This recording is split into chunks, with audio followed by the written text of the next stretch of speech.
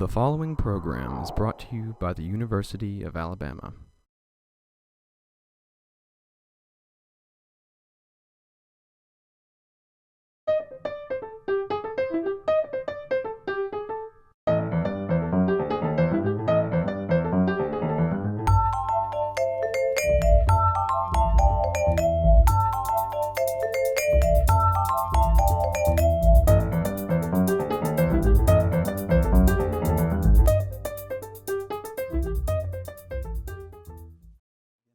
Now the author of 4 novels, Inman Majors has shown his serious and comic sides.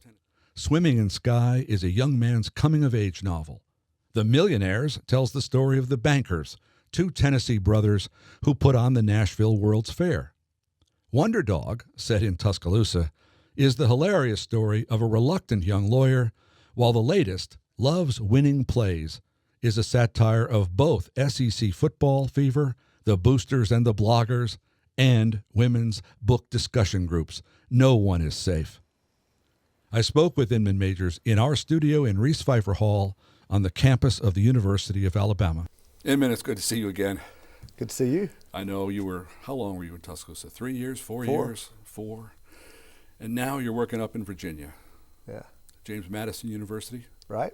Where do you live? You live near Charlottesville? I live in Waynesboro. Yeah, it's right over the mountain from Charlottesville. So yeah, that's beautiful country. Blue Ridge Mountain's about 5 miles from my house. Yeah. And now you've got a new book, and you're touring around. You're going to be here in Tuscaloosa, then television and radio in Memphis. Right.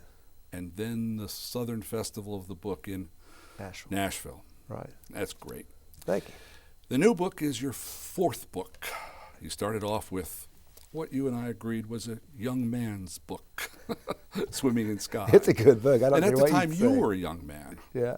I'm glad you put that behind you. And now now I'm old like you. Now we're moving along. Second book, very funny, Wonder Dog, set here in Tuscaloosa, mostly on University Boulevard and Riverside Drive. Right. Then the third book, The Millionaires, Knoxville, the World's Fair, and a story of a whole lot of politicians, bankers, and lawyers. Thinking about talking about the new book, Love's Winning Plays, I went back and had a look at The Millionaires again. Good. Nice. And I mean to tell you, the second time through, I liked it even better. That's a very strong book. Thank You should be proud of that one. That's a really remarkable piece of work. I appreciate hearing that. That's nice. But the characters are politicians, bankers, lawyers, and lobbyists. Right. The game in that book Golf. is golf. Right. They all play golf. Right, sure. So I was going along, and you have golf in all your books? I do. And I'm a poor golfer. It's funny. I think it's just all my family, they're good golfers, and I can't get quite interested enough to practice it. Right. One of the funniest phrases I thought, The Millionaires, not a comedy, but there was something that caught my eye was what you and your brothers, they're called country clubs. That's right. Yeah, they put the country in country clubs. I've been in a few of those too. In the new book, the country clubs are not so much country clubs. They're more like yacht clubs. Yeah, resorts, yeah. Yeah, resorts. Yeah. In spite of the fact that that's about bankers and the Knoxville World's Fair and lawyers and lobbyists, there is Tennessee football. And I was looking at it. I said, there's football stuff in The Millionaires. Yeah. Usually I have writers read to me, but I'll read to you. Thank you. This is even better if the game is in October. The alternately raucous and old-fashioned sounds of the band marching down University Boulevard toward the stadium hit the ear that much cleaner, that much more crisp on a day such as this. There is no need to hurry yet. Those of the older generation walk with an easy stride, calling out to old friends only seen on these days. A quick hello or gonna get 'em over the heads of 100 people. The band launching into the alma mater in the ritual flood of memories, other games, school days, former lovers that the song provokes. It should not be underestimated, game day in October. It shouldn't be. And this is a conversation between a couple of your protagonists talking about the football team, which must be here, Tennessee, right? It's never named, and it's actually not. It's actually not called Knoxville either. It's Glenville, Tennessee. Yes, in the novel. Right. I think you're right, said Teague. You understand these people who get all worked up over it? No, said Teague, I never did. I've been around it all my life. Imagine letting a football game ruin your weekend. It never did mine. No, said Roland, me neither. I mean, if I was playing in the game, sure. But a grown man getting all worked up over it, over a bunch of college kids playing ball, it's damn embarrassing. Teague laughed. I know, it is. Well, embarrassing or not, you've written a whole book about it. Yeah. You have a football history. Everybody knows your uncle was the head coach at the University of Tennessee, Johnny Majors. Right. How involved were you? What is your own football history? You play football somewhere? Yeah, I've played in high school, yeah. Yeah, what'd you play? I played cornerback and wide receiver. I was on a state championship team, actually. Of course. Yeah. And were you under the wing of your uncle? Did you go to games? Did you Oh, get yeah. to meet the players, all that kind of yeah, stuff? I grew up in Knoxville, and he was at Pittsburgh first. And so I was up there, and we'd go to a couple games a year and get to ride on the team bus to the game. And I would be on the sidelines during the game. I had a couple of Tony Dorsey's jerseys, and it was fantastic. It was great. And then when I lived in Knoxville, I went to a lot of practices and didn't really get to know the players that much. But I really had kind of a sideline pass all the time. So yeah, I was kind of front and center at a lot of stuff. I'll bet your friends are just jealous as could be. Yeah, I hope I wasn't too obnoxious about it. But looking back on it, it was pretty sweet. I mean, I'd get to take one friend to a game every Saturday, and so. Oh, did you? Yeah, so I kind of spread that out a little bit, spread the wealth. That's very But generous. it was fun, a lot of fun. Well, you've alternated a serious book, a comedy, a serious book, a comedy, and the new one is. It's sold sort of as a satire of Southeastern Conference football. But it's not exactly. And here's where I want to begin with you. Okay. When Coach Woody and your protagonist, Coach Love, terrible name for coach. It is a bad name for a coach. When they talk about football, they talk about it as if it were Lourdes or the Mona Lisa. It's sacred stuff. You're not making fun of football. No, I'm not making fun of the game of football. No, I'm not making fun of players. I appreciate you saying that in that review, by the way. I agreed with that. The book is really satirizing the culture, the current day, 24-hour coverage, the internet message board folks, and the big cigar boosters. They've always been around, but so I'm looking at the culture around the sport, not the sport itself. That was fun to do. Yeah. So, something I noticed, the book is about football, and it's about book discussion clubs. Yeah. All right, but let's stick with football for the moment. All right. There are no scenes on the field. There are no games. There are no plays in your book. You have completely avoided football in your satire of football. I was afraid football fans didn't read, so I wanted to get some folks that read books. Actually, I think a lot of football fans do read. There's one scene that opens the book. They're in the locker room. Yeah. And after that, they're on the road. So it's like I think all the big schools do it, where in the off season the coaches go to these little small towns trying to spread goodwill and maybe raise a little money, and the media shows up and the boosters show up. They play golf, or it's a way to get to know the coaches. So that's like a perfect way to get a lot of the elements I wanted to introduce my young graduate. So the graduate coach knows about coaching. This book is going to show him the stuff you have to do if you are a coach off the field. And so I wanted to show the life off the field of a coach. Yeah. I thought you were just being very careful, very cautious. About what? Well, that is, I could tell. I mean, I've been reading your work for a long time, and I could tell you were not going to be guilty of making fun of football or football players. And so you just left it off stage, that wasn't so to being speak. careful. I mean, that's just the way I feel. I mean, my dad went to college on a football scholarship. So, and because he did, because he could go to college, I made me have a better life. And football's been very good to my family. My grandfather was a longtime coach at Swanee. My uncle's a coach. Had 4 uncles play at Tennessee. My dad actually signed with Alabama. He was here for a year, when is it Ears Whitworth? There was a coach. Yeah, so Whitworth, he transferred after that first year. They went 0-10. I think Bart Starr was third team, and he went to Florida State. And so yeah, I mean I respect the game, and so that was not me being careful. And you know I've never really appreciated the dumb jock, despite my earlier joke. I've never appreciated the dumb jock stereotype because I've known a lot of smart, cool, fun football players. So a lot of the action takes place in the spring on this tour around the state. And I know it's impossible to get you to say, but it's either Tennessee or Alabama or some blend of the two, right? No, it's an unnamed SEC school. But the reason that was not also being careful. It wasn't like I was afraid of making people in Alabama or Tennessee mad. It's because I think the folks I'm satirizing, the things I'm satirizing, are the same regardless. I think what's true, you've got the big booster at Georgia, at Alabama, at Tennessee, at Mississippi, everywhere. You've got the crazy message board guy who's just, you know, talking about recruits' body fat percentage and stuff like that. And just the obsessiveness of it, I think, and that goes for Texas or Ohio State as well. So. And this tour from country club to country club is called? The Pigskin Cavalcade.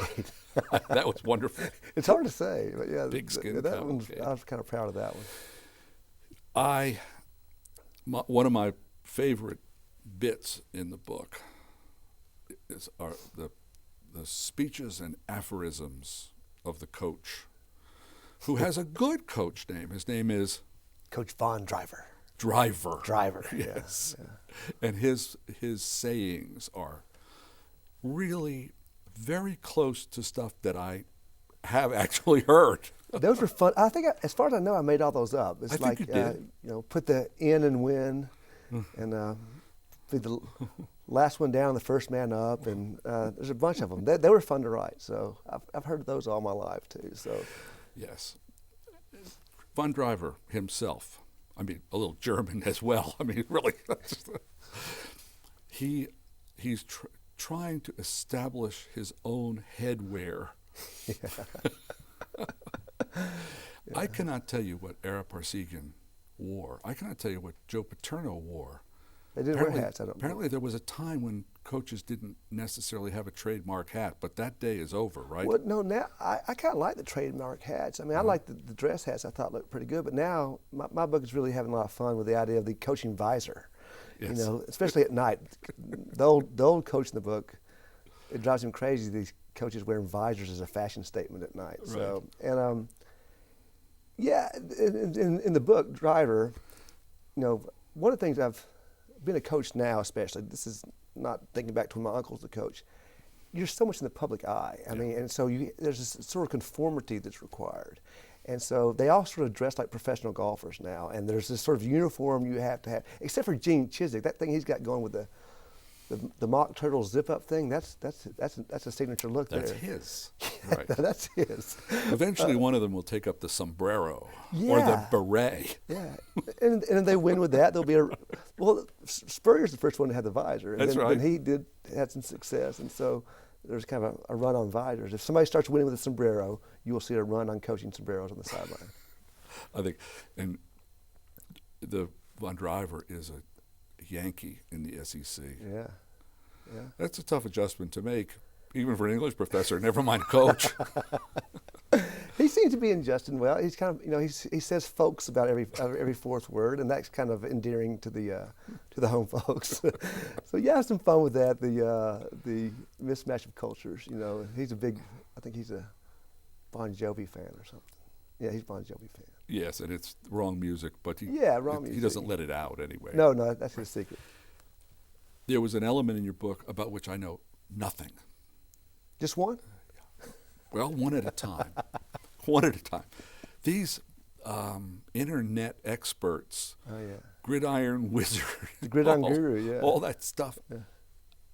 They exist. I'm familiar with preposterous, pompous sports journalists, print, radio, even television sometimes, but internet too. You've got a little collection of them. Yeah, I kind of replicate what the message board looks like. So you have the Gridiron Guru. They all have avatars. They all have these pseudonyms they go by. Yeah. And so they get on there and they kind of, you know, they gossip about seeing a coach at lunch or something, or they complain about the way ESPN's treating them. It's just it's just a place for. What's funny about the chat room to me is these guys that they're tough, they're football fans, but they're getting together to gossip and commiserate. It's like this really, it's like a little knitting circle for men who like football, and that really the juxtaposition between how they appear, how they think they appear to themselves, and the fact that they're chit chatting with each other on the line and they're bonding. It's that really struck me as fun. The minutiae of the thing. Yeah. I mean, as you say, they saw someone in a restaurant and they type it. They immediately post it that they saw somebody eating chili somewhere. And there's another scene where the guys, there's a high school guy the team is trying to recruit, Right. and they talk about his hands being a certain, and they know they're arguing within a half inch of how long the guy's hands are, and so, Right. and that's sort of over the top, but it's out there. Oh, I don't. I'm not sure that it is. In fact, as I read through the book, I know the coach's aphorisms. I've heard very, very similar things. The boosters, I've heard similar things, seen similar things, and It was the whole book was like shooting fish in a barrel. It was the easiest book. Yeah, it was easy to write. well, I had fun writing. in the summer, in the Tuscaloosa News, they run the biographies of unknown 17-year-olds Yeah. who have agreed to come here to school. And people have them memorized. It's Yeah. they're high school kids. They're children. And that strikes me as funny. Yeah, and me too. And I love football. I really do. But it's just gotten, it's kind of, it's pretty over the top these But days. we can make a distinction between the chat room gurus Right. and the boosters. The boosters come off much less well in your book. Yeah, the chat room guys, they're earnest. I mean, it was too easy. I don't think there's really any place in the book where I really kind of try to come at them, with both barrels firing. It's a sly book. It's pretty gentle, and so the chat room guys, you're sort of sympathetic to them. They're just really interested in this. But I have less sympathy for the boosters. The idea that there's a good scene with the old coach and the big university moneybags guy, and and the moneybags guy's saying, I'm not getting much return on my investment. He's getting $5 million. Yeah, they don't. The chat room guys study football as if it were important. The booster guys want to have an influence on the football team. Is that fair? Is that what you see? Exactly. And so the old coach says, earlier in the conversation you said you gave a gift to the university, and now you're talking about return on investment. I always thought a gift came with no strings attached. If you're talking about return on investment, you're giving money to the university so you can tell them what to do. Right. And so, I think some of the universities are a little bit too. I think there should be a stronger distance between those guys giving money and saying, I can pick the coach or I can do that sort of stuff. I don't stay awake at night worrying about what may cause football coaches anxiety. But if I were to do that, I think that crazy boosters would be near the top of their list. We've seen a lot over the last 20 years of teams getting in trouble because of some booster somewhere who steps over the line. Well, it's not just that. I mean, you're a university professor, so I would be concerned that a booster could give money and sort of say how exactly it's spent. I'm sort of, I think that permeates the whole university. Do outside influences get to decide the university procedure, or should the university be, kind of in the decision maker on that? Well, that's the wonderful thing about being in the humanities is that since it's really not important, no one cares. No one wishes to have any influence over what's taught in the humanities. Right. You have a young man. We'll stay with the pigskin cavalcade for a bit. Okay. He's a young coach, and he's a decent, honest young feller. And his job is to sort of ride herd on this cantankerous old character named Coach Woody. Yeah. Characterize Coach Woody for me. Coach Woody is kind of the last of a breed. Back in the day, one thing that I think the book is lamenting is this idea of the corporate coach who's not allowed to make any mistakes. He has to dress alike. And back in that day, you had a coach named Ears here at Alabama. You had more characters, and I kind of miss the days of when a coach could actually have some personality. And Coach Woody is the defensive line coach. He's been at the university forever. The players love him. Yeah. The fans love him, but he won't play the game. He was never going to be a head coach because he didn't want to have to He didn't want to have to talk to the media.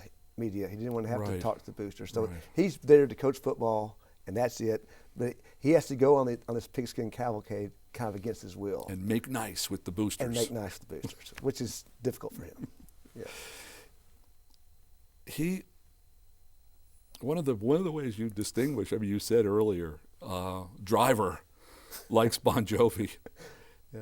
But the musical taste of Coach Woody, Yeah. that stopped me right in my tracks. I thought, isn't that wonderful? He has two kinds of music that he really likes. Opera and country. They're both sad. Well, the idea for that, when my Uncle Tommy, he played at Tennessee, big guy, tough guy, loves opera.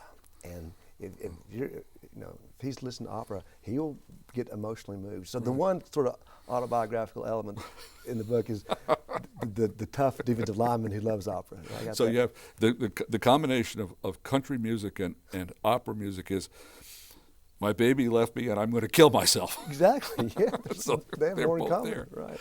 Well, your young man, Coach Love, who's the last coach. I mean, if there were a depth chart for coaches, he'd be dead bottom. Into the bench. And he lives with all men all the time. So he's joined what is essentially a women's book discussion group. And there's some real satire. I was disappointed. I'll tell you this. I was disappointed that you didn't have a scene at the book club.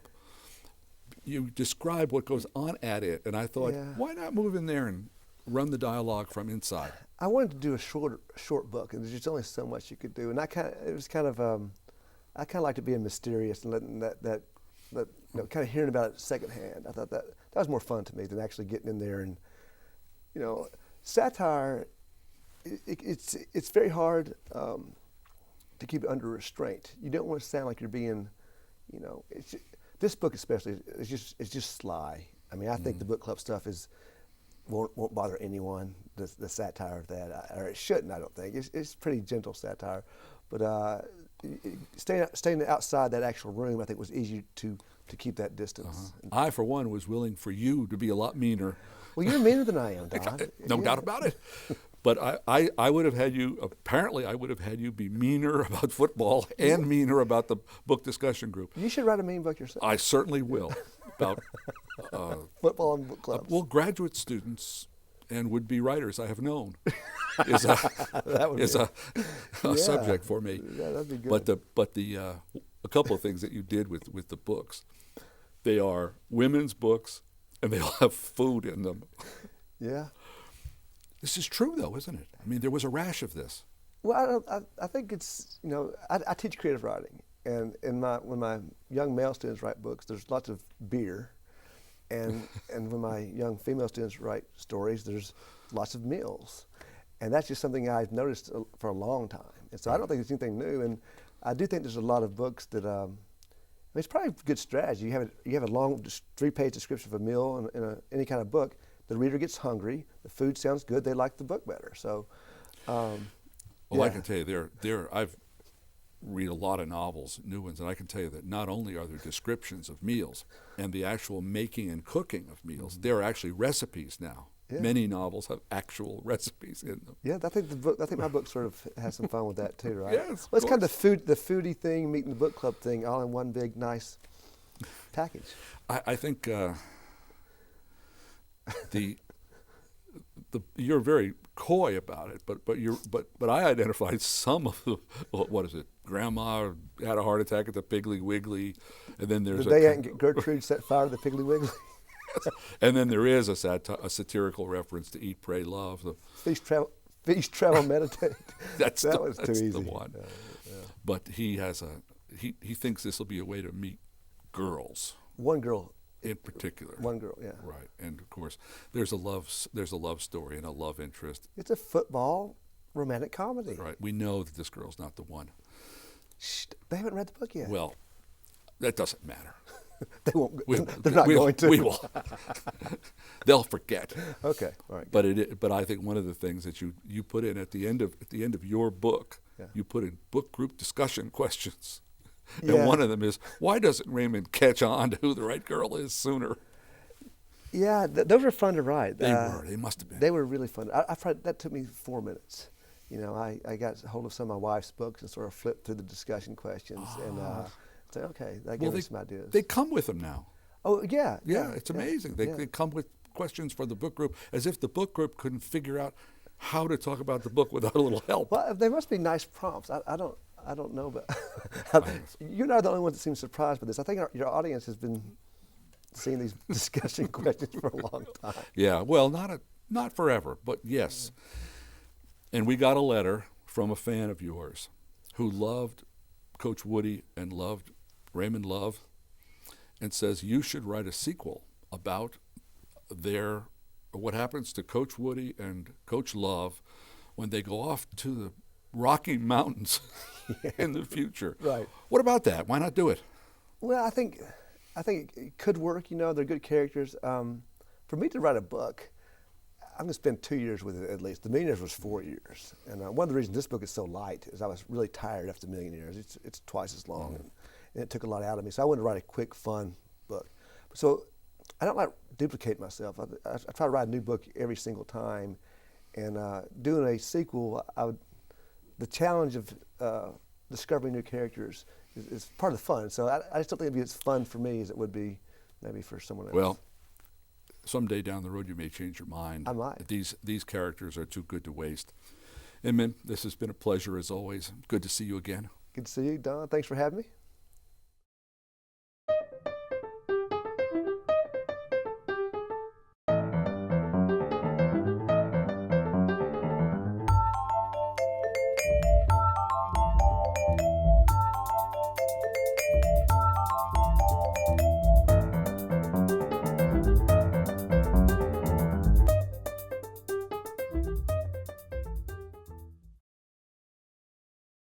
To order this season of Bookmark on DVD, call 1-800-463-8825. Additional information can be found on our website at www.alabamatv.org.